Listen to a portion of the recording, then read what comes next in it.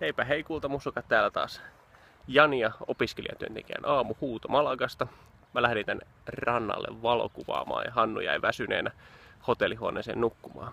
Hannulta veti mehut pois varmaan meidän eilinen show, eli me esitettiin konferenssin leikkimielisessä talent showssa Finnish Epic Traditional Beard Dance, joka legendan mukaan saa kaikkien suomalaisten parrat kasvamaan pitkinä ja tuuheina. Ja ekana varsinaisena seminaaripäivänä meillä oli myös karaoke. Eurooppa sai tuta minun ja Hannun jumalaisten äänihuulten kautta, että millainen kappale on aikuinen nainen. Ja Eurooppa oli mukana kovalla buukilla. Eli älkää huolehtiko, Suomi-kuva on hyvissä käsissä. No, on täällä muutakin tehty kuin tanssittu ja laulettu. Enimmäkseen ollaan vietetty seminaaria.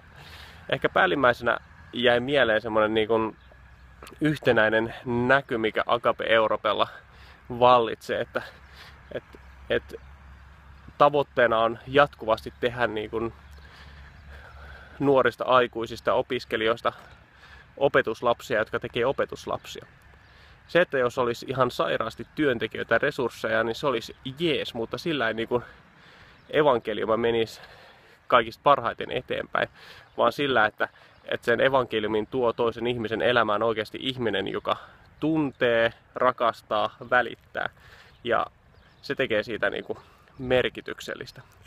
Eli käytännössä meinaa, että mahdollisimman moni hehkulainenkin tulisi varustettua sillä tavalla, että voisi heijastaa sitä uskoa niin kuin arjessaan, koulussa, työpaikalla, ihan missä ikinä liikkuukin. Ja mä ajattelin sitä, että varsinainen päätapahtuma meillä ei ole ne hehkuillat. Se on vaan niin kuin varustamista, että varsinainen päätapahtuma on nimenomaan siellä arjessa. Siellä ihmisten keskellä, missä Jumalan hyvää sanomaa viedään eteenpäin. Semmosta. Täällä Jani ja Malaga, opiskelijatyöntekijä aamuhuuto. Kiitos ja kuitti.